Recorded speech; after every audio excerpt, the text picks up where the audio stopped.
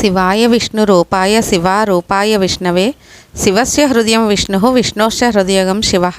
ముందు వీడియోలో బాల సంబంధారు గురించిన కథని, అంటే బాల సంబంధారు అంటే బాలుడుగా ఉన్న తిరుజ్ఞాన సంబంధారు, ఆయన గురించిన కథని కొంతవరకు తెలుసుకున్నాం కదా. ఇప్పుడు ఈ వీడియోలో మరుత్తుల గురించి అలాగే తిరుజ్ఞాన సంబంధాల గురించిన మరికొన్ని విశేషాలని తెలుసుకుందాము. ఒకవేళ మీరు వీడియో చూడకపోతే పార్ట్ 1 వీడియో చూసిన తర్వాత అప్పుడు ఈ వీడియో చూస్తే మీకు కథ చక్కగా అర్థమవుతుంది. అందుకని ఎవరైనా చూడని వాళ్ళు ఉంటే ముందు పార్ట్ 1 వీడియో చూసి తర్వాత ఈ వీడియో చూడండి. మరుత్తులు కశ్యప ప్రజాపతి దితిల పుత్రులు. ఒకసారి దితి ఇంద్రుణ్ణి సంహరించగల కుమారుడు కావాలని కశ్యప మునిని అర్థించింది. అందుకు అనుగ్రహించిన కశ్యపుడు పుంసవనం అనే వ్రతాన్ని కల్పించి సంవత్సరం పాటు శ్రద్ధగా నిర్విఘ్నంగా చేయాలని వ్రత నియమాలు భార్యకు తెలియజేశాడు. దితి తనను చంపే పుత్రుని కోసం వ్రతం చేస్తోందన్న విషయం తెలిసిన ఇంద్రుడు ఆ వ్రతాన్ని భగ్నం చేయాలని సమయం కోసం వేచి చూస్తూ ఆమెకు సేవ చేసే కారణంతో ఆమెకు వద్దకు వచ్చాడు. సంవత్సర కాలం పూర్తి కాబోతుండగా కొద్ది రోజుల ముందు ఒకనాటి సంధ్యా సమయంలో ఎంగిలి ఆహారం తిని కాళ్ళు కడుక్కోవడం మర్చిపోయింది దితి. విధి వైపరీత్యా అలాగే నిద్రపోయింది కూడా. అలా నియమోల్లంఘనం జరగడంతో సమయం కోసం గోతి వద్ద నక్కలా వేచి చూస్తున్న సహస్రాక్షుడు ఇదే అదనుగా భావించి దితి గర్భంలోకి ప్రవేశించాడు. గర్భస్థ పిండాన్ని తన వజ్రాయుధంతో 7 ముక్కలుగా ఖండించాడు. ఆ శిశువు ముక్కలై కూడా ఒక్కో ముక్క ఒక్కో బాలునిలా ప్రకాశిస్తున్నాడు. దాంతో ఇంద్రుడు తిరిగి ఆ ఒక్కో ముక్కను 7 ముక్కలుగా నరికాడు. వారే ఆ 49 మంది బాలురుగా ఉదయించే బాలభాస్కర సమానులై వెలుగులీనుతున్నారు. మేమంతా మరుద్గణాలమై నిన్ను సేవించుకుంటాం, మమ్మల్ని సంహరించకు అంటూ వాళ్ళు దేవేంద్రుణ్ణి ప్రార్థించారు. అందుకు ఇంద్రుడు అంగీకరించాడు. ఆ 49 మంది మరుద్గణాలు దితి గర్భం నుండి బయటకు వచ్చారు. అప్పటి నుంచి వారంతా దితిపుత్రులై మరుత్తులుగా దేవతలుగా పూజార్హులయ్యారు. వీరే తుఫాన్లు గాలివానలకు ప్రతినిధులని కూడా చెబుతారు.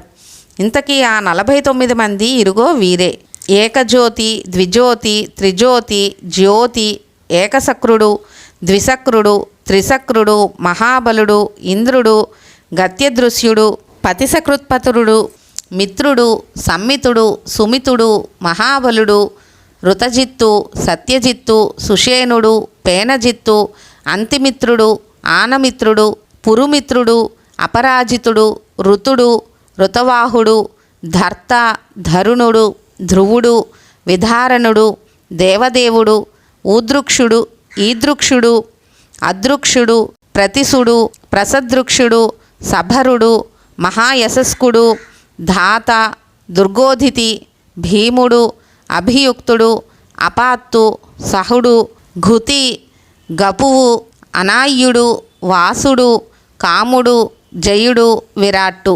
వీరే మరుత్తులు మరుద్గణాలుగా ప్రసిద్ధి చెందారు. ఆయా క్షేత్ర సందర్శనాంతరం సంబంధార్ దేవంగుడిని చేరుకుని అక్కడి నీలకంఠుణ్ణి చూస్తూ, పరమేశ, నీ రూపమే ఒక మంత్రం, భవరోగాల్ని పరిహరించే పరమౌషధం కదా స్వామి అంటూ స్తుతించాడు. సంబంధారు వెళ్ళిన ప్రతి చోట పల్లకీ దిగి ఆయా దైవాల్ని, అక్కడి భక్తులను సేవించుకున్నాడు. ఇక మలపాడు నుంచి తిరుప్పాచ్చిలాశ్రమం చేరాడు. తిరుప్పాచ్చిలాశ్రమ ప్రాంతాన్ని కొల్లిమలవరాజు పాలిస్తున్నాడు. ఎంతో న్యాయ ధర్మబద్ధంగా రాజ్యాన్ని పాలిస్తున్నాడు. రాజు గొప్ప శివభక్తుడు. ఇతని పాలనలో ప్రజలంతా సుఖ సంతోషాలతో జీవనం సాగిస్తున్నారు. అయితే రాజ్యం అన్ని విధాలా బాగుంది, కానీ రాజుకొకటే కొరత: అతని గుండెల్ని చితిలా దహించేస్తోంది. కొల్లిమలవరాజుకు ఒక్కతే కుమార్తె. పేరు అమృతభాషిణి. అందాల రాశి అపరంజి బొమ్మ. అయితేనేం ఆమెకు మూర్ఛవ్యాధి. ఆ వ్యాధితో ఆమె ఎంతో బాధపడుతుండేది. రోజులు గడుస్తున్నాయి. రోజులతో పాటు మృగనేత్రి అయిన అమృతభాషిని కూడా ఎదుగుతూ యవ్వనవతయింది. అగ్నిశిఖలా తేజరిల్లుతోంది. అసలే లావణ్యవతి, దానికి తోడు యవ్వనం. పువ్వుకు తావి అబ్బినట్టు అందానికి యవ్వనం తోడై ఆమెను మరింత సౌందర్యవతిని చేసింది. అంతటి పుత్తడి బొమ్మ మూర్ఛకు గురైతే కాళ్ళు చేతులు కొట్టుకుంటూ నోట నొరగలు కక్కుతూ నేలపై పడి బండి చక్రంలా తిరుగుతూ చెప్పలేని మోగబాధ అనుభవించేది. కావడానికి దేశానికి రాజైనా కూతురు ఆరోగ్యాన్ని ఏం చేయగలడు? చూస్తూ బాధపడడం తప్ప. ధన్వంతరిని మించిన వైద్యులెందరి చేతనో వైద్యం చేయించాడు. అయినా అవన్నీ బూడిదలో పోసిన పన్నీరు చందమైపోయాయి. వ్యాధి తగ్గలేదు. ఆమెతో పాటు బంధువులు కూడా ఎంతో శోకిస్తూ ఉండేవారు. ఇక చివరకు పరమశివభక్తుడైన రాజు తన కుమార్తెను శివాలయానికి తీసుకువచ్చి త్రిపురాంతకుని ముందుంచి, మానవమాతృలమైన మా వల్ల కాదు, లోకంలో ప్రథమ వైద్యుడివి నీవే, నీవు తప్ప ఎవరు అనారోగ్యులను కాపాడగలరు? సృష్టి సర్వానికి నీవే దిక్కు, లోకంలో ఒకటైన మాకు నీవే దిక్కంటూ ఈశ్వరుణ్ణి వేడుకున్నాడు. అయితే ఈలోగా తమ ప్రాంతానికి బాల తిరుజ్ఞాన సంబంధారు వస్తున్నాడన్న విషయం రాజుకు తెలిసింది. వెంటనే రాజు కుమార్తెను శివాలయ ప్రాంగణంలో సర్వరక్షకుడైన పరమేశ్వరుని ముంగిలిలో వదిలి ఊళ్ళోకి వెళ్ళాడు రాజు. వెంటనే పనివాళ్లతో నగరాన్ని అప్పటికప్పుడు అలంకరించండని ఆదేశించాడు. రాజాజ్ఞ మేరకు రాజోద్యోగులు పురమంతా పూలతోరణాలు కట్టి పూర్ణకుంభాలు పట్టుకుని వీధులన్నీ చందనోదకాలు చల్లి రంగవల్లులతో నింపేశారు. అనుకున్నట్టు సంబంధారు అక్కడికి రానే వచ్చాడు. కొల్లిమలవరాజు నగర పౌరులతో సంబంధునికి ఎదురేగి ఘనంగా స్వాగత సత్కారాలు పలికాడు. ఇప్పుడే జరగబోతోంది ఒక అద్భుత సంఘటన.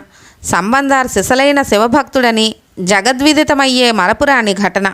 అలాంటి అద్భుతానికి శ్రీకారం చుట్టబోతోంది తిరుప్పాచ్చిలాశ్రమం. రాజుతో పాటు నగర పౌరులంతా వెంటరాగా సంబంధారు రాజమార్గాన్ని దాటి ఆలయాన్ని సమీపించాడు. అప్పటి వరకు సంబంధార్ పల్లకీలోనే ఉన్నాడు. ఆలయ మర్యాదలతో అర్చకులు సంబంధార్కు పూర్ణకుంభంతో స్వాగతమిచ్చేందుకు వస్తున్నారు. వెంటనే సంబంధార్ పల్లకీ దిగి గోపుర ద్వారంలోకి ప్రవేశించాడు. అప్పుడు కనిపించింది ఒక వింత దృశ్యం. పరమేశ్వరుని సేవించుకునేందుకు వచ్చే సంబంధారుకు గర్భాలయం ఎదురుగా మూర్చిల్లి పడి ఉన్న అమ్మాయి కనిపించింది. ఆశ్చర్యపోతూ ఎవరీమె అని అక్కడి వారిని అడిగాడు.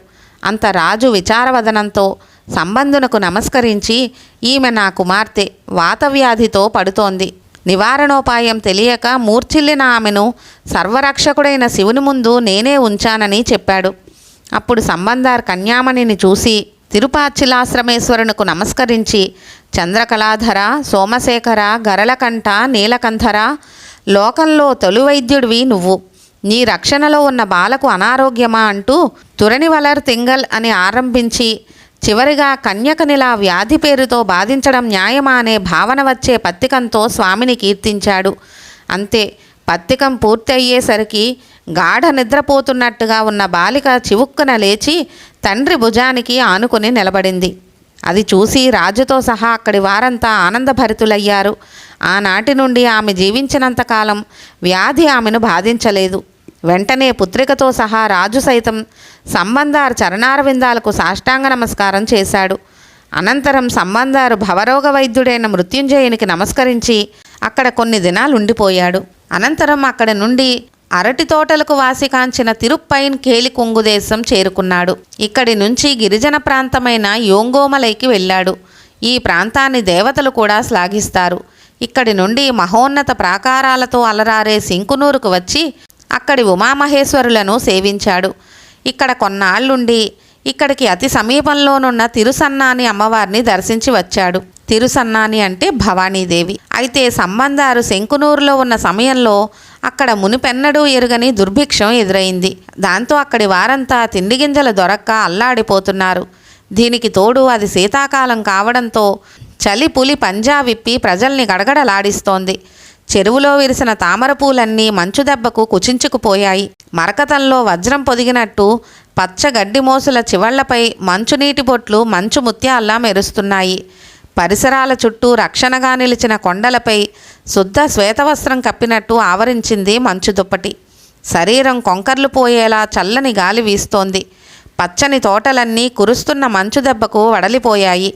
ఒకవైపు కరువు పులి, మరోవైపు చలిగిలి రెండు వైపులా ప్రజల్ని వణికిస్తున్నాయి. సూర్యప్రతాపం కూడా మంచుకు దడిసి కుచించుకుపోయినట్టు మంద్రంగా ఎండ కాస్తూ అతి త్వరగా అస్తమించేస్తున్నాడు భానుడు. ఇళ్ల చూరుల్లో గూడు కట్టుకుని ఉండే పక్షుల జంట బయటకెక్కడికి పోకుండా గూట్లోనే ఒదిగిపోతున్నాయి. తారతమ్యాలు లేకుండా అందరినీ చలి వణికించేస్తోంది. చాలామంది అగ్గి రగుల్చుకుని చలి కాచుకుంటున్నారు. బేద యువజంటలు మాత్రం ఒకరి కౌగిలిలో ఒకరు ఒదిగిపోతూ స్వర్గసుఖాల్ని అనుభవిస్తున్నారు. తీర ప్రాంతాలైన కురింజి, ములై ప్రదేశాలను చలి మరింత గడగడలాడిస్తోంది. కురింజి, ములై అంటే ఎత్తైన పర్వతాలు, దట్టమైన అడవులతో నిండిన ప్రాంతాలు. ఈ సమయంలో ఇక్కడకు సంబంధాలతో వచ్చిన భక్తులంతా కరువు చలిబాధలకు తట్టుకోలేకపోతున్నారు. దీనికి తోడు ఇక్కడ కొంతమంది శీతజ్వరాలతో బాధపడుతూ మృత్యువాతకు కూడా గురవుతున్నారు. శీతజ్వరం అంటే విషజ్వరాలు, మలేరియా.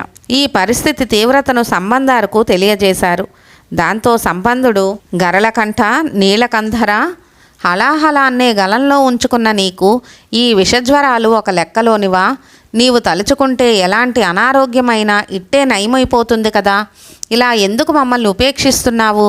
ఈ జ్వరం ఇక్కడి ఈ కాలంలో సహజమే అయినప్పటికీ నీ భక్తులమైన మమ్మల్ని బాధించడం సమంజసమేనా అనే భావం వచ్చేలా పరమేశ్వరుణ్ణి యమదు తుంబంగళై ఎల్లాం వరామల్ శివనదు నీలకంఠమే అంటూ కీర్తించాడు సంబంధార్. సంబంధార్ పాట పూర్తి కాగానే సంబంధార్తో వచ్చిన వారికే కాక మొత్తం ఈ ప్రాంతవాసులకు కూడా అప్పటి నుంచి శీతజ్వర బాధ, కరువు బాధ రెండూ తొలగిపోయాయి. ఇక్కడి నుండి సంబంధారు పాండ్యదేశంలోని కొడుముడికి వెళ్ళాడు. ఇక్కడున్న తిరుక్కూడలు ఈశ్వరుణ్ణి చేరి ఇక్కడి శివునికి ఒక పద్యమాలిక సమర్పించుకున్నాడు. అలా యాత్ర కొనసాగిస్తూ కరవూరు, తిరువానినలై కోవిలై, రత్నగిరి సందర్శించి అనంతరం కావేరీ దక్షిణ తీరానున్న మాణిక్య పర్వతాన్ని దర్శించి తిరుప్పరాయితురైలో నెలకొన్న భవానీపతికి పద్యమాలిక సమర్పించి తిరువాలంతురై, మూఖీశ్వరం, తిరుచిరాపల్లి, తిరుదెంతురై తదితర క్షేత్రాల్ని చూసుకుంటూ కొర్కుడుమలై చేరుకున్నాడు.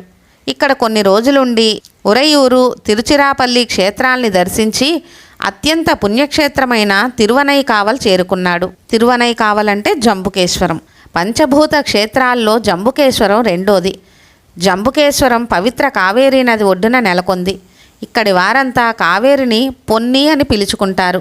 తమిళంలో పొన్ని అంటే బంగారం అని అర్థం. కావేరిలో స్నానం చేసి జంబుకేశ్వరుని పూజించడం ఎన్నో జన్మల పుణ్యమని అంటారు. దీనికే తిమేవకాయ్, తిరువనైకావల్ అనే పేర్లు కూడా ఉన్నాయి. అంటే ఏనుగులతో పూజలు అందుకున్న క్షేత్రమని అర్థం. పూర్వం ఇక్కడ జంబూవృక్షాలు ఎక్కువగా ఉండేవట. అందుకే దీనికి ఆ పేరు స్థిరపడింది. జంబూవృక్షాలంటే తెల్ల నేరేడు చెట్లని అర్థం. స్థల పురాణం ప్రకారం 2 కథలు ప్రాచుర్యంలో ఉన్నాయి. మొదటిది, పూర్వం శంభుడనే ఋషీశ్వరుడు ఇక్కడ నివసిస్తూ ఉండేవాడు. శివుణ్ణి పూజించందే మంచినీరు కూడా స్వీకరించేవాడు కాదు. ఒకనాడు ఈయనకు పరమేశ్వరుణ్ణి ప్రత్యక్షంగా పూజించాలని కోరిక కలిగింది. అందుకోసం ఘోరమైన తపస్సు ఆరంభించాడు. అతని తపస్సుకి మెచ్చిన అభవుడు ప్రత్యక్షమై ఏం కావాలో కోరుకోమ్మంటే శంభుడు, పరమేశ, నిన్ను ప్రత్యక్షంగా పూజించే అవకాశాన్ని కల్పించమని కోరుకున్నాడు. భోలాశంకరుడు అందుకు అంగీకరించి, ఇక్కడే నేను లింగ రూపంలో వెలుస్తాను, నువ్వు జంబువృక్ష రూపంలో ఉండి నన్ను పూజిస్తావని చెప్పి అంతర్ధానమయ్యాడు. అప్పటి నుంచి పరమేశ్వరుడు లింగ రూపంలో ఆవిర్భవించగా శంభుడు జంబువృక్షమై శివుణ్ణి అర్చిస్తుంటాడని ఒక కథనం. ఆలయ ప్రాంగణంలోని జంబువృక్షమే శంభుడని భక్తుల విశ్వాసం. ఇక్కడి స్వామి జంబుకేశ్వరుడు, అమ్మవారు అఖిలాండేశ్వరి. మరో ఇతిహాసం ప్రకారం ఇక్కడున్న జంబుకేశ్వరుణ్ణి ఏనుగు, సాలిపురుగు పోటాపోటీగా పూజిస్తుండేవట. శ్రీకాళహస్తి స్థల పురాణానికి సామీప్యంగానే ఉంటుంది కథ కూడా. ఇక్కడి స్వామి జంబుకేశ్వరునిగా పేరు పొందినప్పటికీ లింగం నీటితో నిర్మితమైంది. అయినా ఇది నీటిలో ఉండకపోవడం ఆశ్చర్యం.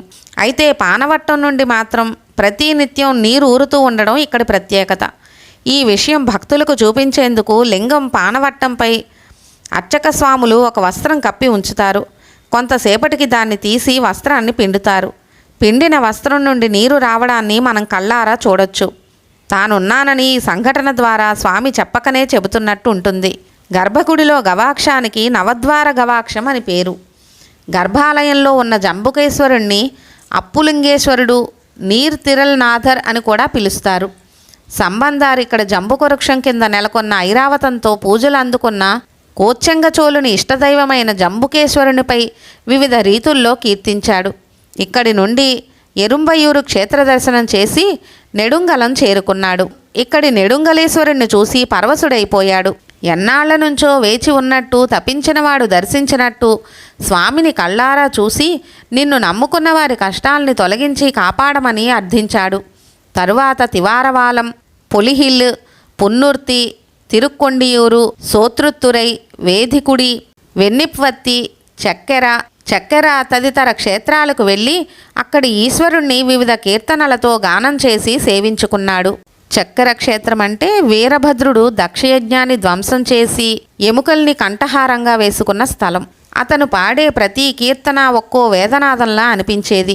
భావంలో రసరమ్యమైన ఎవ్వరికీ అందని వేదాంత సారమంతా వాటిల్లో నిబిడీకృతమై ఉండేది.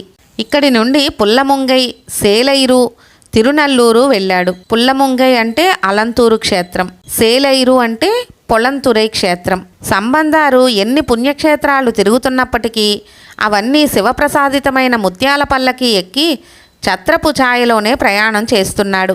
సంబంధారు ఇన్ని క్షేత్రాలు తిరుగుతున్నప్పటికీ స్వగ్రామమైన శీర్ఘాలిపై మమకారం మాత్రం అతని హృదయాన్ని తడుతూనే ఉండేది. తిరునల్లూరులోని భక్తులు, అర్చకవర్యులు, వేద పండితులు సంబంధునికి వేదమంత్రాలతో మంగళద్రవ్యాలతో ఎదురు వెళ్లి స్వాగతమిచ్చారు. జ్ఞాన సంబంధుడు పల్లకీ దిగి వారి వెంట ఆలయంలోకి ప్రవేశించాడు. వెండికొండల వేల కాంతుల్లో వెలిగిపోయే ఆలయంలో నెలకొన్న భవుని ముందు నిలబడి నమస్కరించి పలు రీతుల్లో స్తుతించాడు. ఇక్కడి వేద పండితుల అభ్యర్థన మేరకు ఇక్కడ కొన్ని రోజులుండిపోయాడు. ఇక్కడ ఉన్నన్ని రోజులు అతడు పంచరీతుల్లో తాండవమాడే శివుని మహిమాతిశయాన్ని కీర్తించి అనేక విధాలుగా కవితలు అల్లాడు. అనంతరం మల్లికోద్యానవనాలతో విరాజిల్లే కారుకావూరు క్షేత్రానికి వచ్చాడు. వినాశరహితుడైన విశ్వేశ్వరుని దేహఛాయ సప్తజిహ్వుని మించి ఉంటుంది కదా అనే అర్థం వచ్చేలా శివపాదార విందాల్ని కీర్తించాడు. ఇక్కడి నుండి సంబంధారు అవళ్ ఇవళ్ నల్లూరు అనే ప్రత్యేకమైన ఊరికి వచ్చాడు. ఈ ఊరికి సంబంధించి ఒక కథ ప్రచారంలో ఉంది. ఈ ఊరిలో ఒక జంట కాపురం ఉంటోంది. ఎంతో అన్యోన్యంగా వారు సంసారం చేసుకుంటున్నారు. ఒకసారి భర్త పని మీద పొరుగురికి వెళ్లాల్సి వచ్చింది. కొద్ది రోజుల్లో వస్తానని అతను ఊరికి వెళ్ళాడు. రోజులు గడుస్తున్నాయి. ఎక్కడా భర్త వస్తున్న జాడ లేదు. ఈలోగా భార్యకు దురదృష్టవశాత్తు మసూచి వ్యాధి సోకింది. దాంతో ముఖంపైన, శరీరంపైన స్ఫోటకం మచ్చలు ఏర్పడ్డాయి. అలా మచ్చలతో ఆమె అందమైన ఆకారం కాస్త వికారంగా తయారైంది.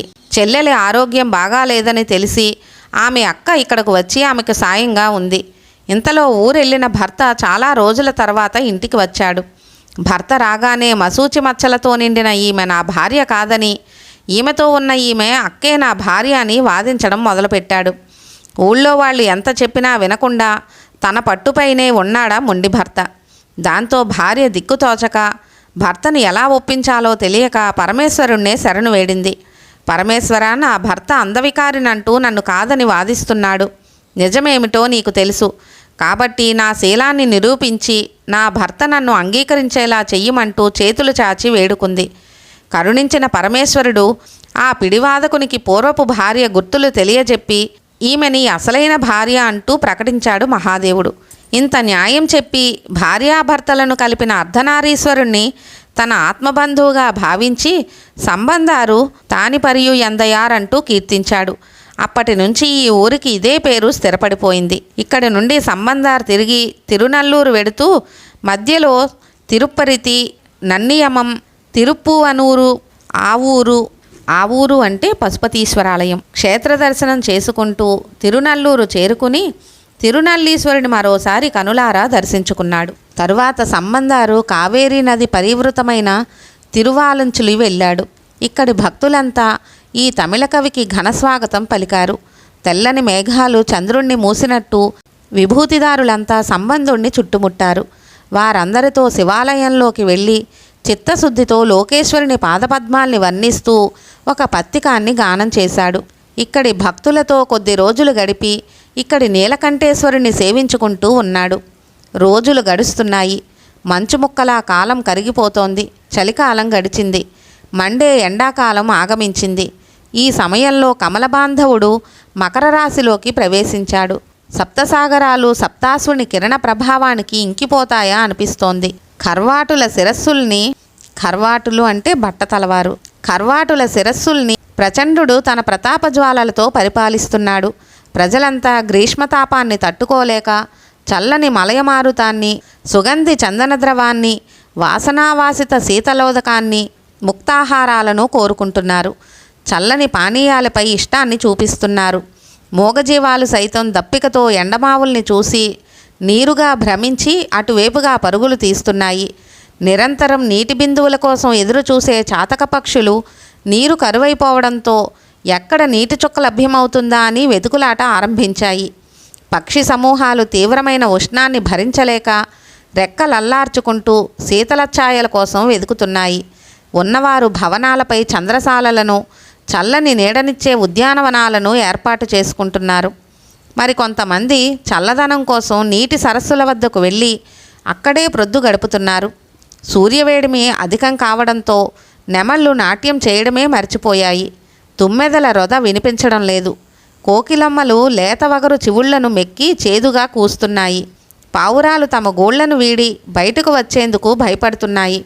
ఈ విధంగా మార్తాండుడు చెలరేగిపోతూ నేలమీది సమస్త జీవులను భయపెట్టేస్తున్నాడు. అయితే కైలాసపతి కరుణా కటాక్షాలతో శివభూతగణాలైన సంబంధార తదితరులను మాత్రం భాస్కరుడు బాధించడం లేదు.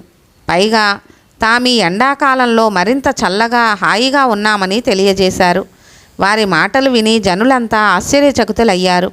ప్రస్తుతం సంబంధారు తదితరులు తిరువారై మెట్రాలిని క్షేత్రం వెళ్ళి అక్కడ జ్యోతిస్వరూపుడైన పరమేశ్వరుణ్ణి పూజించి అక్కడి నుండి తిరుచ్చటి మఠానికి వెళ్ళి ఎల్లవేళలా భక్తుల్ని కాపాడే మహేశ్వరుణ్ణి మనసారా ప్రార్థించి తిరుప్పటీచరం వెళ్ళారు. తిరుప్పటీచరం అంటే పట్టీశ్వరం. వీరక్కడికి చేరుకోగానే వీరికి ఎండవేడిమి బాధించకుండా శివాజ్ఞ మేరకు భూతగణాలన్నీ ఆకాశం పైనుంచి ముత్యాల చాందిని పట్టి ఉంచారు. ఈ దృశ్యం అక్కడి వారందరికీ ప్రత్యక్షంగా కనిపించింది. ఉమాపతి తమపై ప్రత్యేకంగా చూపిస్తున్న వాత్సల్యాతిశయానికి సంబంధుడు ఆనంద పార్వస్యంలో తేలియాడుతూ నేలపై పడి సాష్టాంగ దండ ప్రణామం చేశాడు. అప్పుడు సంబంధుడు పట్టీశ్వరవాసులంతా వెన్నంటి వస్తుంటే ఆలయంలోకి వెళ్ళి బ్రహ్మాదులు కూడా చూడసఖ్యం కాని భవునకు నమస్కరించి ఎన్నో కీర్తనలతో స్వామిని కీర్తించాడు. అక్కడి నుండి సంబంధారు తిరుప్పలయూరు, వడదలి, ఇరుపులంయై తదితర శివక్షేత్రాల్ని దర్శించి ఆయా చోట్ల తమిళ పద్యమాలికలతో స్వామిని వర్ణిస్తూ ఆయన గలంలోనే వాటిని అలంకరింపజేస్తున్నాడు. అనంతరం తిరుచెరై, తిరువాలూరు, కడవాయిలు, నరయూరులను సేవించి తెన్తిరుపుత్తేరు వెళ్ళి అక్కడ కొన్నాళ్లున్నాడు. ఇక్కడున్న శివపురం ఆలయంలో జటాజూటంలో గంగను ధరించిన జటాజూటధారిని కీర్తించాడు. ఇక్కడి నుండి ఆలయాలకు ఆటపట్టైన కుంభకోణం చేరుకున్నాడు. సంబంధారు రాక తెలిసి ఇక్కడి వాసులు వేద పండితులు వేదమంత్రాలతో పూర్ణకుంభంతో అతనికి ఘనస్వాగతం చెప్పేందుకు తరలివచ్చారు. కుంభేశ్వరాలయం తూర్పు ద్వారం గుండా ఆలయంలోకి ప్రవేశించాడు సంబంధారు. ఇక్కడ కొలువున్న పరమేశ్వరుడే నన్ను నడిపించే దైవం అంటూ కీర్తించాడు. ఇక్కడి నుండి సంబంధారు కారోసం వెళ్ళి మూడవ కంటితో మన్మధుణ్ణి మసిచేసిన ముక్కంటిని తిక్కశంకరయ్యను పూజించాడు. ఇక్కడే మఖా నక్షత్రం ఉన్న సమయంలో గంగతో సహా అన్ని పుణ్యతీర్థాలు సంగమించే సరోవరం నెలకొంది. ఆ పవిత్ర సరోవర తీర్థంలో స్నానం చేసి కనువిందు వనరించే కాంతిపుంజమా, ఎనలేని కారుణ్యామృతాన్ని కురిపించే పరమేశ్వర అంటూ శివుణ్ణి కీర్తించాడు. ఇక్కడి నుంచి తిరునాగేశ్వరం వెళ్ళి ఇక్కడ కొలువైన గజచర్మధారిని స్తుతించాడు. అనంతరం సంబంధారు కావేరీ నదీ తీరానున్న తిరువిడైమడుదూరు వెళ్ళాడు. ఇక్కడ సదాశివుణ్ణి సర్వ విధాలుగా స్తుతించాడు. సంబంధారు అడుత్తురైలో ఉన్నప్పుడే తండ్రి తాను శివయాగం చేయడం కోసం శీర్ఘాలికి వెడతానని, యాగం కోసం కొంత ధనం ఇవ్వమని కుమారుణ్ణి అడిగాడు శివపాద హృదయుడు. వెంటనే సంబంధారు అడుత్తురైశ్వరుణ్ణి ప్రార్థించాడు. స్వామి, నిన్ను అభ్యర్థించడమే తప్ప నీకు ఇచ్చేందుకు నా వద్ద ఏమీ లేదు. నేనే నీవైనప్పుడు ఇంక ఇచ్చేదేముంటుంది? అందుకే నాకు అక్షయ సంపదనిచ్చి తండ్రి నిర్వహించబోయే నీ యాగం నిర్విఘ్నంగా జరిపించుకోమని అభ్యర్థిస్తూ అభవుణ్ణి కీర్తించాడు. అంతే, శివాదేశం మేరకు శివభూతగణాల్లో ఒకరు స్వర్ణకాసుల మూటను పట్టుకొని వచ్చి ఆలయ బలిపీఠంపై ఉంచి, ఇది నీకోసమే, దీన్ని తీసుకుని అవసరానికి వినియోగించమని ఆకాశవాణి ద్వారా పలికించాడు పరమేశ్వరుడు. ఇదంతా ఈశ్వర కటాక్షంగా భావించిన సంబంధారు సర్వేశ్వరునికి సాష్టాంగపడ్డాడు. ఆలయ బలిపీఠంపైనున్న స్వర్ణరాశుల మూటను తీసుకుని తండ్రికి అందించాడు. తండ్రి, లోకరక్ష కోసం, ప్రజాశాంతి కోసం నీవు తలపెట్టిన యాగాన్ని దిగ్విజయంగా నిర్వహించు. ఈ బంగారు కాసులు యాగ నిర్వహణకే కాక ఇంకా మిగులుతాయి కూడా. ఆ కాసుల్ని ప్రజోపయోగం కోసం, దాన ధర్మాల కోసం వినియోగించు అని చెప్పాడు సంబంధారు. శివపాద హృదయుడు ఆనందంతో ఆ సొమ్మును అందుకొని కుమారుణ్ణి హృదయానికి హత్తుకొని శీర్ఘాలికి పయనమయ్యాడు. సంబంధుడు మాత్రం అడుత్తురైలోనే ఉండి ఇక్కడి అడుత్తురైలేశ్వరుణ్ణి తన కవితాగానంతో అలరించేవాడు. అక్కడి నుంచి తిరుక్కోళం చేరుకుని సర్వరోగ నివారకుడైన తిరుక్కోలీశ్వరుని లోకాన్ని ఆరోగ్యపథంలో నడిపించమని వేడుకున్నాడు. అలాగే ఇక్కడికి సమీపంలోనున్న తిరునల్లం, తిరువాలుందూరు, తిరుత్తరిత్తి క్షేత్ర దర్శనం చేసుకుని ఆయా చోట్ల తన కవితలతో శివుణ్ణి స్తుతించాడు. ఇంకా అతను దర్శించుకున్న క్షేత్రాల్లో మావలూరు, మైలాడుతురై అంటే మాయవరం, సెంపోన్పల్లి, పెరియలూరు, తిరువెట్టకుండి, ధర్మపురం తదితర శివక్షేత్రాలు ఉన్నాయి. ఒక సందర్భంలో పానారు సంబందారుకు భక్తిపూర్వక స్వాగతం పలికింది ధర్మపురంలోనే. ఇది పానారు మాతృమూర్తి పుట్టిన ప్రదేశం. సంబందారు ఇక్కడికి రాగానే పానారు బంధువులంతా సంబందారు ఇక్కడికి వచ్చాడని తెలిసి మధురమైన కీర్తనలను పానారు తన వీణయ్యపై ఆలపిస్తాడని ఆయన్ను ఇక్కడకు తీసుకువచ్చారు. అయితే పానారు తాను పెద్ద వీణావాదకునన్న అహంకారంతో సంబందారు గీతాలు నా వీణపై పలకవు, మీరు కూడా ఇదే విషయాన్ని అతనికి తోటివారికి తెలియజేయండి చెప్పాడు. అందుకు సంబందారు పరమేశ్వరుణ్ణి మా ధర్మడప్పిడి అనే కీర్తనకు అపూర్వమైన రాగాన్ని జోడించి అద్భుతంగా గానం చేసి పరమేశ్వరునికి అర్పించాడు. సంబందారు ఆలపించిన ఆ అద్భుత అపురూపమైన ఆ కీర్తనను నిజంగానే పానారు వీణపై పలికించలేకపోయాడు. దాంతో అతనిలోని అహంకారమంతా అణిగిపోయింది. పరమభక్తుడైన సంబందారు పాడే గీతాలను తాను తక్కువ అంచనా వేసి నేనే పెద్ద విద్వాంసుడనని విర్రవీగానని, సర్వేశ్వరునిపై అల్లిన గీతమాలికలను నేనే వాయించగలనన్న అహం నన్ను కమ్మేసిందని పశ్చాత్తాపంతో కుమిలిపోతూ ఇక నుంచి నేను వీణ వాయించను అని శపథం చేసి ఆ వీణియను విరిచెయ్యబోయాడు.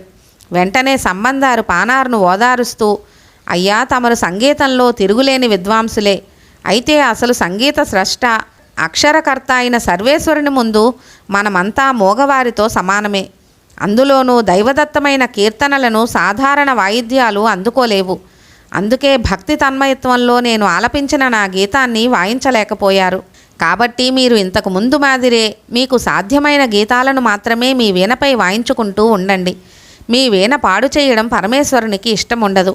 కాబట్టి మీ వీణ మీరే తీసుకోండి అంటూ సవినయంగా వీణను పానారుకు అందించాడు సంబందారు. అందుకు సిగ్గుతో సంబందారుకు నమస్కరించి ఆ మహాభక్తుని చేతిమీదుగా తన సంగీత సాధనమైన వీణను అందుకున్నాడు పానారు. అనంతరం సంబందారు భక్తజనంతో కలిసి ఇతర పుణ్యక్షేత్రాలను సందర్శించుకుంటూ తిరునల్లూరు చేరుకున్నాడు. ఇక్కడి కొల్లూరు నదీతీర వాసులంతా సంబందారుకు స్వాగత సత్కారాలతో ఆహ్వానించారు. అందరితో కలిసి ఇక్కడ శివాలయానికి వెళ్ళి మహాదేవుణ్ణి దర్శించి తన్మయుడై పోహం అర్తపూన్ మలయాల్ అనే గీతంతో మహేషుణ్ణి కీర్తించాడు. ఈ విధంగా మహేషుణ్ణి వర్ణిస్తూ పాడిన గీతాన్ని నీ వీణపై వాయించమని పానార్ను కోరాడు సంబందారు. సంబందారు ఎంత మధురంగా గానం చేశాడో అంతే మధురంగా పానారు గీతాన్ని తన వీణపై వాయించి అక్కడి వారందరినీ పరవశుల్ని చేశాడు. ఇక్కడి నుండి నిత్యం వికసిత పద్మాలతో చూపరులకు నయనానందం కలిగించే ఎర్ర తామరలతో అలరారే తిరుచాత్తమంగై అనే ప్రాచీన పుణ్యస్థలి చేరుకున్నాడు. ఇక్కడే ఉంటున్న తిరునీలనక్క నాయనారనే భక్త శిఖామణి సంబంధుని రాక విని పూర్ణకుంభంతో అతనికి స్వాగతం పలికాడు. సంబంధుడు ఆ భక్తునితో కలిసి అక్కడి ఆయనందీశ్వర ఆలయానికి వెళ్ళి భక్తిపూర్వక అంజలి సమర్పించి నీలనక్కరు అభ్యర్థనపై అతని ఇంటికి వెళ్ళాడు. నాయనారు సంబందారు అతనితో వచ్చిన అందరి భక్తులకు సంతృప్తిగా కమ్మని విందు చేశాడు. పానార్ దంపతులు కూడా సంబంధునితో కలిసి అక్కడే ఉండిపోయారు. ఉషోదయం కాగానే లేచి కాలకృత్యాలు తీర్చుకొని సంబంధుడు ఆలయానికి వెళ్ళి నీలనక్కని సేవానిరతని అతని గొప్పతనాన్ని పొగుడుతూ కొండగోగు పువ్వులు ధరించిన పరమేశ్వర అంటూ ఒక పత్తికాన్ని ఆలపించాడు. నీలనక్కరుని ప్రార్థన మన్నించి అతని ఇంటిలో కొన్ని రోజులున్న అనంతరం పరమేశ్వరుడు భక్తుల అనుమతి తీసుకుని వేద పండితులకు ఆవాసమైన తిరునాహైక్కారోనం అనే పట్టణానికి వెళ్ళాడు. తిరునీలనక్కర గురించిన కథను కూడా మనం ముందు వీడియోలో విన్నాం కదా. ఒకవేళ ఎవరైనా చూడని వాళ్ళు ఉంటే తిరునీలనక్క నాయనార్ గురించిన కథను కూడా ఒకసారి ఆ వీడియో చూడండి.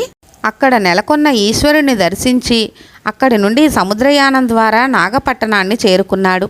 అక్కడి నాగేశ్వరుని నుతించి నీలోత్పలాలకు ఆలవాలమైన తిరుకీలవేలూరు తదితర క్షేత్రాలు దర్శించి అక్కడి నుంచి తిరుచెంగాట్టంగుడి చేరుకున్నాడు. ఇక్కడుండే చిరుతొండనంబి అనే శివభక్తుడు జ్ఞాన సంబంధుని రాక విని ఆనందపరవశుడై తన ఊరికి విచ్చేయవలసిందిగా సంబందార్ను అభ్యర్థించాడు. తిరుతొండన అభ్యర్థనను అంగీకరించి సంబంధుడు అతనితో గణపతీశ్వరాలయానికి చేరుకున్నాడు. చిరుతొండడు పల్లవరాజు కోరిక మేరకు అతని వద్ద సేనాధిపతిగా పనిచేస్తున్నాడు. అయినప్పటికీ సాధారణమైన జీవితం వైపే ఆసక్తి కనపరిచేవాడు. అందుకే విలాసవంతమైన సుఖవంతమైన జీవితాన్ని త్యజించి గణపతీశ్వరుని ఆలయంలోనే భిక్షమెత్తుకుంటూ జీవనం సాగిస్తున్నాడు. ఇప్పుడు సంబందారు అతని వెంట వచ్చిన భక్తుల్ని ఈ ఆలయానికే తీసుకువచ్చాడు. సంబందారు గణపతీశ్వరునకు సాష్టాంగ ప్రణామం చేసి చేతులు మోడ్చి చిరుతొండని సేవాభాగ్యాన్ని మెచ్చుకుంటూ పత్తికంతో శివుణ్ణి 1000 విధాలుగా కీర్తించాడు. పిదప మంత్రివర్యుడైన బ్రాహ్మణ చిరుతొండని ఇంటికి వెళ్ళి అతనిచ్చే ఆతిథ్యాన్ని స్వీకరించాడు. అతని అభ్యర్థన మేరకు కొన్ని రోజులు ఇక్కడుండి తన యాత్రలను కొనసాగించడం ప్రారంభించాడు. యాత్రలో భాగంగా సంబంధుడు తిరుచెంగట్టాంగుడి నుండి తిరుమగలూరు వెళ్ళాడు. ఇక్కడ నెలకొన్న మాణిక్యవసైనుని ఆలయానికి వెళ్ళి చంద్రశేఖరుణ్ణి తన పద్యమాలికల ద్వారా శ్లాఘించాడు. ఇక్కడే కొన్ని రోజులు ఉండాలనుకున్నాడు సంబందారు. ఇక్కడ ఉన్న సమయంలోనే ఒక సంఘటన జరిగింది. ఆ అద్భుతం ఒక దురదృష్టవంతురాలికి మాంగళ్య భాగ్యాన్ని కలిగిస్తుందని అప్పుడు తెలియదు. శివపూజలో రోజులు తెలియడం లేదు సంబందారుకు. ఒకరోజు ఒక వైశ్యకుల యువకుడు అదే కులానికి చెందిన మరో యువతిని తీసుకుని ఆ రాత్రి ఆలయ సమీపంలోనున్న మఠంలో నిద్రిస్తున్నాడు. అర్ధరాత్రి అయింది. అంతా గాఢ నిద్రాపరవశులై ఉన్నారు. ఈ క్షణాలే ఆ యువతి పాలిటి విషమయమయ్యాయి. విధి వక్రించింది. దాంతో కాలం కాలనాగు రూపంలో అక్కడికి చేరి వైశ్య యువకుణ్ణి కాటువేసింది. క్షణాల్లో విషం శరీరమంతా వ్యాపించింది. చివరి ఘడియలు సమీపించాయని ఆ యువకుడు గట్టిగా మూలుగుతుండడంతో వైశ్య యువతి మేలుకొని భర్త దురవస్థ చూసి బోరున విలపిస్తోంది. ఆమె ఏడుపు విని అక్కడ నిద్రిస్తున్న వారు లేచి పాము కాటుకు గురైన యువకుడిని కాపాడేందుకు అప్పటికప్పుడు పాము మంత్రగాళ్లను పిలిపించారు. అప్పటికే పాము విషం శరీరమంతా వ్యాపించడంతో ఫలితం కనిపించలేదు. ఆ యువకుడు అంతటితో అసూలు కోల్పోయాడు. నిస్సహాయురాలైన ఆ యువతీలలామ కన్నీరు మున్నీరై విలపిస్తోంది. కన్నవారిని విడిచి నిన్నే నమ్ముకుని నీతో ఇలా వచ్చేశాను. ఇప్పుడు విధి పాముకాటు రూపంలో నిన్ను నా నుండి దూరం చేసింది. ఈ స్థితిలో నేనేమి చెయ్యాలి? నాకింక దిక్కెవరు? అయ్యో అంటూ దుఃఖిస్తూ ఎదురుగా కనిపిస్తున్న ఆలయం వైపు చూస్తూ, ఈశ్వరా, దిక్కులేని వారికి నీవే దిక్కంటారు. మృత్యుంజయ, సురాసురులు అమృతం కోసం పాలసంద్రాన్ని చిలుకుతున్నప్పుడు ప్రభవించిన కాలకూట విషయాన్ని మారు ఆలోచించకుండా మింగి లోకాన్ని రక్షించావు. నాగాభరణ, బ్రహ్మాదులే నీ మాయ తెలియలేరు. నీ కోపాగ్నిలో భస్మమైన మగణ్ణి చూసి ఈ వైధవ్య జీవితాన్ని భరింపలేనంటూ విలపిస్తున్న నిన్ను శరణన్న రతీదేవి దుఃఖాన్ని బాపేందుకు పూనుకొని మన్మధుణ్ణి బతికించిన కారుణ్యమూర్తివి నువ్వు. మార్కండేయుని ప్రాణాన్ని తీసుకువెళ్లేందుకు వచ్చిన యముణ్ణి కాలదన్ని మరీ కాచి రక్షించిన కరుణా సముద్రుడువు. ఈ దీనురాల్ని కరుణించలేవా, కాపాడలేవా అంటూ మృత్యుంజయుణ్ణి వేడుకుందా వనిత. ఈ వనితా విలాపం ఉదయాన్నే ఆలయానికి వెళ్లే సంబంధుని చెవిన పడింది. దాంతో ఎవరి వనిత, ఎందుకు రోధిస్తోందని సంబంధుడు అడిగి తెలుసుకొని మఠానికి వచ్చి విలపిస్తున్న కన్యామణిని చూశాడు. ఈమె భయంతో ఏడుస్తోంది. ఈమెను అక్కున చేర్చుకొని ఆదరించేవారెవరు? అయ్యయ్యో అని బాధపడుతూ, కన్యక, ఏమైంది? ఎందుకిలా రోధిస్తున్నావు? నీ దుఃఖానికి కారణం చెప్పు అన్నాడు సంబందారు. వైశ్యకన్య కన్నీటితోనే ఆ శీర్ఘాలి పుణ్యఫలమైన బాలునికి మొక్కి, అయ్యా, నేను పుట్టింది వైపూరు. ఆ ఊరి వైశ్యకుల నాయకుడైన దామనుడు నా తండ్రి. ప్రస్తుతం మరణించిన యువకుడు నా తండ్రికి మేనల్లుడు. మేము మొత్తం 7 అక్క చెల్లెళ్ళం. ఇందులో మా పెద్దక్కయ్యను ఇతనికిచ్చి పెళ్లి చేస్తానని మాటిచ్చి ధనాసాపరుడైన నా తండ్రి మరొకరికిచ్చి వివాహం చేసి ఎక్కువ ధనాన్ని తీసుకున్నాడు. ఇలాగే అందరినీ వేరే వారికే ఇచ్చివేశాడు. ఇక నేను మిగిలాను. మా తండ్రి చర్యకు ఇతడెంతగానో బాధపడేవాడు. దాంతో ఇతన్ని నేనే పరిణయం చేసుకుందామని భావించి తల్లిదండ్రులకు చెప్పకుండా ఇతనితో వచ్చేశాను. అయితే నా దురదృష్టవశాత్తు ఇప్పుడు ఇతనిలా పాముకాటుకు గురై మరణించాడు. నడిసంద్రంలో నావమాదిరైపోయాను. ఈ విషవలయంలో గర్లకంఠుడు పంపిన ఆత్మబంధువులా మీరు వచ్చారు. రక్షించండని వేడుకుందా వైశ్య వనితారత్నం. ఆమె దీనాలాపాలకు ద్రవించిన హృదయంతో సంబంధుడు పరమేశ్వరుణ్ణి స్మరించి, ఆర్తార్తిహర, జటాధర, జగన్మాతృస్వరూప, భస్మోద్ధూళిత దేహ, త్రిపురాంతక, నీలకంఠ, ఈ కన్యకిలాంటి దుఃఖం కల్పించడం అన్యాయం అంటూ సెడయ ఎనుమాల్ అనే పదిహంతో ఈశ్వరుణ్ణి స్తుతించాడు. వెంటనే ఆ వైశ్య యువకుడు నిద్ర నుండి లేచిన వాని వలె లేచి సంబంధుని పాదాలకు నమస్కరించాడు. అక్కడి వారంతా కూడా సంబంధార చరణాలపై పడి సాష్టాంగ ప్రణామాలు చేశారు. హరహర మహాదేవ శంభో అంటూ నినదించారు. అప్పుడు సంబంధుడు వైశ్య యువతీ యువకులకు ఉద్వాహం చేసుకోమంటూ దీవించి పంపించాడు.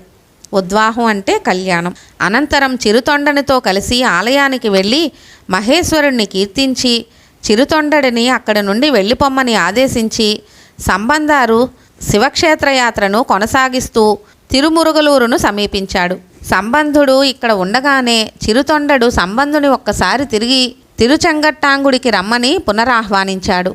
సంబంధుడు ఇక్కడ తిరుమురుగులూరులోని ఆలయంలో తిరుమురుగులేశ్వరుని దర్శించినప్పుడు తిరుచెంగట్టాంగుడిలోని గణపతీశ్వరుని మాదిరిగానే గోచరించాడు. ఈ దృశ్యం చూడగానే సంబంధారు పరవశించిపోయాడు. అంగమం వేదామమం అనే పదాలతో స్వామిని స్తుతించాడు. చిరుతొండని అభ్యర్థన మేరకు గణపతీశ్వరుని ఆలయానికి వచ్చి ఈశ్వరుని కీర్తించి తిరిగి తన యాత్ర సాగించాడు. అందులో భాగంగా తిరుపుహ్లూరు చేరగానే సంబంధుని రాక విని మురుగనాయనారనే భక్తుడు మరికొందరు భక్తులతో వచ్చి స్వాగతం పలికాడు.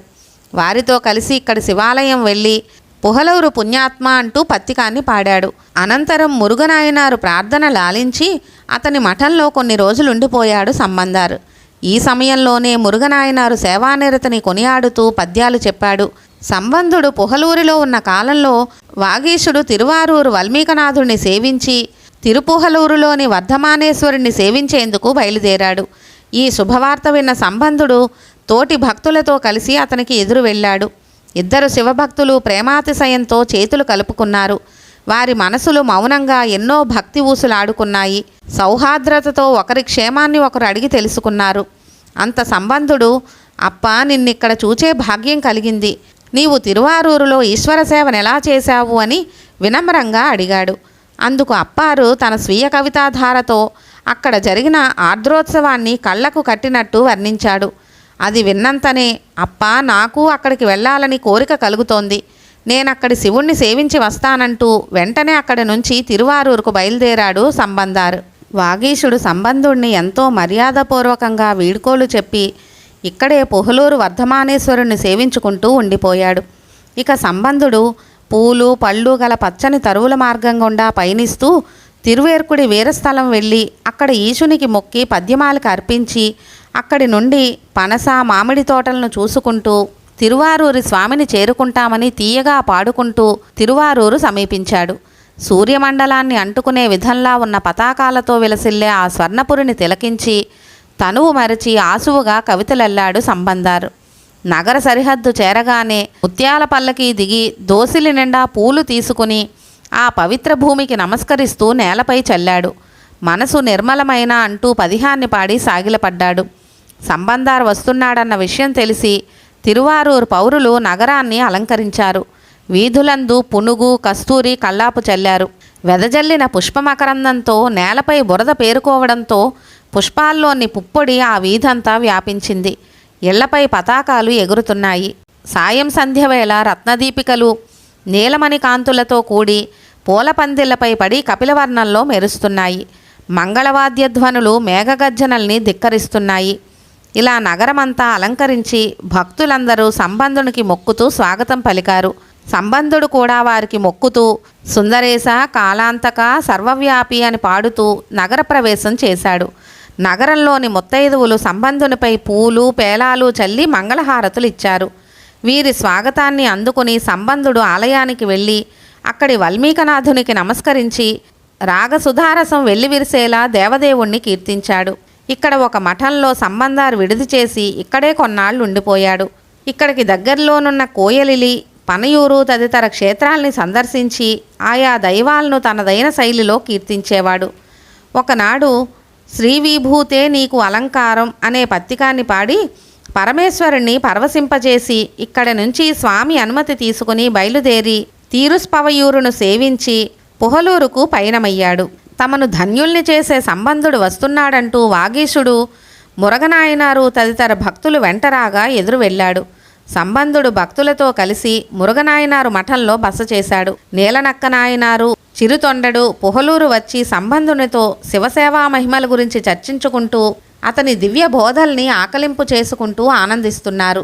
వారికి ఎన్నెన్నో శివపూజా విధానాల గురించి, ధ్యాన సమాధి నిష్ఠా నియమాల గురించి సంబంధుడు వివరిస్తూ ఉండేవాడు. ఇక్కడే కొంతకాలం భక్తులతో గడిపి నీలనక్క నాయనారు, చిరుతొండ నాయనార్లను తమ తమ స్వస్థలాలకు వెళ్ళమని ఆదేశించాడు సంబంధుడు. అనంతరం అప్పార్తో కలిసి క్షేత్రయాత్ర సాగించాడు. సంబంధ వాగీసులిద్దరూ నడిచి వెడుతుండగా వారి వెనుకే పల్లకీ వస్తోంది.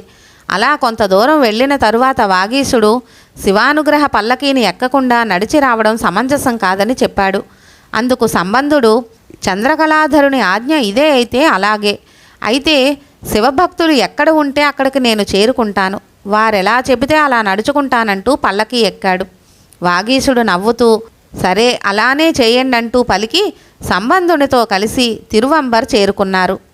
అక్కడి ఆలయానికి వాగీసునితో లోనికి వెళ్ళి శివునికి నమస్కరించి ఇక్కడే కొన్నాళ్లున్నాడు. ఇక్కడ వీరు 6 కాలాల్లోనూ ఈశ్వర పూజ చేస్తూ భక్తి పారవస్యంలో తేలియాడుతూ ఉండేవారు. ఇక్కడ నుండి తిరుక్కడియూరు వెళ్ళారు. సంబంధుడు తన ఊరికే వస్తున్నాడని తెలిసి కుంగిలి కలయ నాయనారు భక్తులతో ఎదురొచ్చి నమస్కరించి తీసుకువెళ్ళాడు. సంబంధుడు అతనితో వీరస్థానాలయం వెళ్ళి అక్కడ కాళహస్తుని శిక్షించిన మృత్యుంజయునికి మొక్కి మధురమైన గీతాలతో నుతించి తరువాత కలయనాయనారింటికి వెళ్ళి అతని అతిథి సత్కారాల్ని స్వీకరించి కొన్నాళ్లు అతనితో గడిపాడు సంబంధారు. అనంతరం అక్కడి నుండి పయనమై వాగీస కలయనాయనార్లు వెంటరాగా తోమాడం, తిరుమాయచ్చూరులను దర్శించి తిరువీలిమిలలై అనే క్షేత్రాన్ని చేరుకున్నారు. వీలిమిలలై వాసులైన శ్రోత్రియ బ్రాహ్మణులు, నగరవాసులు పురాన్ని వైభవోపేతంగా అలంకరించి పూర్ణకుంభాన్ని పట్టుకుని వేదఘోషలతో ఎదురువచ్చారు. వారందర్నీ చూసిన సంబంధుడు వెంటనే పల్లకి దిగి వారికి మొక్కాడు. వారంతా ఆ జ్ఞాన శిశువునకు తిరిగి ప్రణామాలు ఆచరించారు. సంబంధుడు కౌపీనధారి శివ అని పాడుతూ వాగీసాదులతో ఆలయ ప్రవేశం చేసి ఆదిమలింగాన్ని చూసి ఆనందపరవశుడై గంగాధర పరమేశ అని పాడుతూ నుతించాడు. వాగీసుడు ఆలయానికి ఉత్తరాన ఉన్న మఠానికి వెళ్ళాడు. సంబంధుడు తూర్పు వీధిలోని మఠానికి వెళ్ళాడు. వారిరువురు అక్కడి శివుణ్ణి సేవించుకున్నారు. అక్కడి నుండి పెరుందురై శ్రీరామలక్ష్మణులు దశరథునికి తిలతర్పణం ఇచ్చిన తిలవైపుది అనే దివ్యస్థలికి వెళ్ళి తిరిగి వీలిమిలలికి వచ్చారు. వీలిమిలలిలో సంబంధుడు ఉన్న సమయంలోనే శీర్ఘాలి విప్రోత్తములకు సంబంధుణ్ణి చూడాలనే కోరిక కలిగి వారంతా ఇక్కడకు వచ్చారు. వారిని అక్కడి శ్రోత్రియులంతా సముచిత రీతిలో సత్కరించారు. వారంతా సంబంధుణ్ణి చూసి ఒక్కసారి శీర్ఘాలికి రమ్మని అభ్యర్థించారు.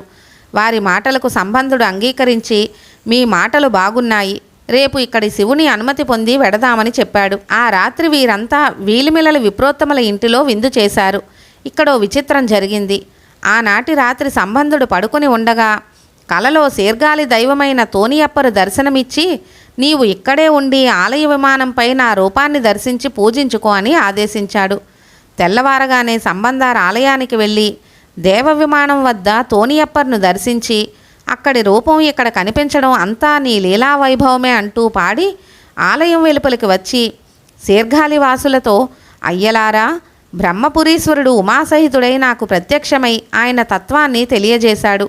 కాబట్టి మీరు అన్యథా భావించకుండా మన శీర్ఘాలికి వెళ్ళమని చెప్పాడు. దాంతో వారంతా చేసేది లేక దిగులు ముఖాలతో శీర్ఘాలికి తిరిగి వెళ్ళిపోయారు. అనంతరం వాగీశునితో కలిసి ఇక్కడే ఈశ్వర సేవ చేసుకుంటూ ఉండిపోయారు. బాల సంబంధారు కథని ఇంతవరకు విన్నారు కదండి. తర్వాత వీడియోలో సంబంధాన్ని గురించిన మరికొంత కథను తెలుసుకుందాము. బాల సంబంధాన్ని గురించిన కథ పార్ట్ 1 ఆల్రెడీ మన ఛానల్లో ఉంది. చూడని వాళ్ళు ఎవరైనా ఉంటే ఒకసారి అది చూసి అప్పుడు ఇది చూస్తే మీకు ఆ చరిత్ర మొత్తం చక్కగా అర్థమవుతుంది. మన ఛానల్ని ఇంకా ఎవరైనా సబ్స్క్రైబ్ చేసుకునే వాళ్ళు ఉంటే వెంటనే సబ్స్క్రైబ్ చేసుకోండి. సబ్స్క్రైబ్ బటన్ యాక్టివేట్ చేసుకున్నాక బెల్ ఐకాన్ కూడా యాక్టివేట్ చేసుకున్నాక ఆల్ అనే ఆప్షన్ మీకు కనిపిస్తుంది. ఆల్ అనే ఆప్షన్ కూడా మీరు యాక్టివేట్ చేసుకుంటే నేను వీడియో పెట్టిన వెంటనే మీకు నోటిఫికేషన్ వస్తుంది. తిరిగి మరొక వీడియోలో కలుద్దాము. సర్వం శ్రీ ఉమామహేశ్వర పాదార విందార్పణమస్తు. సర్వే జనా సుఖినో భవంతు. లోకా సమస్త సుఖినో భవంతు. స్వస్తి.